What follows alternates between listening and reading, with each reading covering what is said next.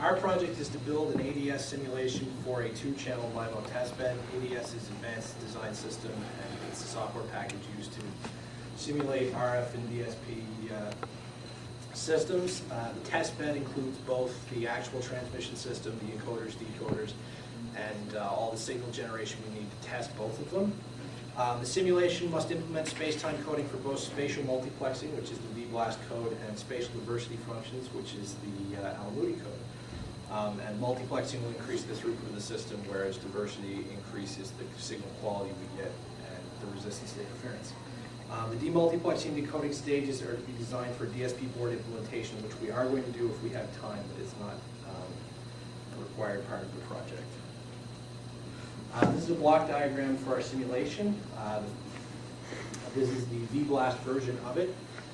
It starts with a data block, which is an ADS component which produces a random stream of binary data. That data is then split in 2 stages. The first stage splits it up into even and odd signal streams. So the top stream would be S1, S3, S5, S7, and the bottom stream would be S2, S4.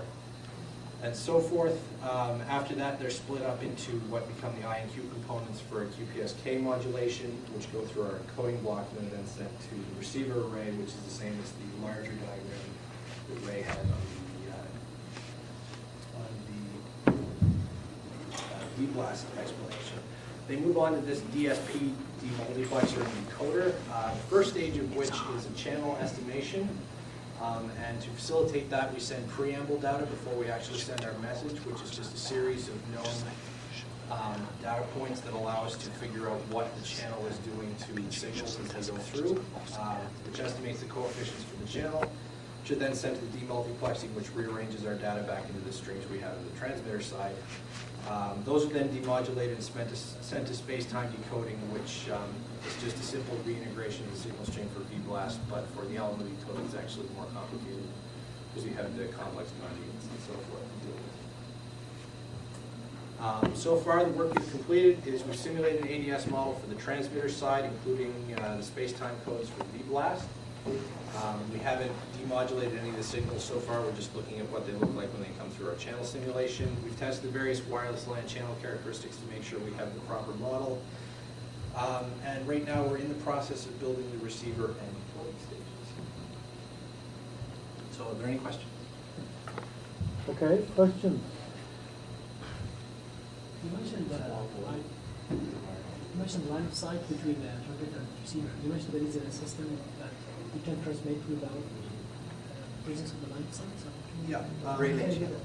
Yeah, basically it's because of this multipath phenomenon that's mentioned here. Is you'll get refraction and reflection of signals off of various interfering objects, which will create different paths at which the signals will transport through. So it doesn't necessarily have to be a line of sight path. The signal can propagate and get reflected off a building and come to the receiver or something like that. But wouldn't those signals arrive at different times now?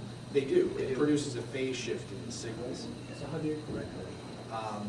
Basically with our channel estimation, because we're sending data that's known at the first part, so we have a picture of what we're supposed to be getting for the first part of the transmitted data, and from that we can estimate what's happening to the signals as they go through various simulations and as they will propagate in the actual scenario. I have another question about the simulator. Like, do you do any programming, or you just put the data in and get the data? For the most part, it's just that there are a lot of pre-programmed blocks for what we're doing so far, but for the parts that are more theoretical, like the changing the complex conjugate forms and separating signals that are combined together, there are actually mathematical function blocks that we put in and program what that block will do to the signal. What DSP board are you going to use to do the implementation?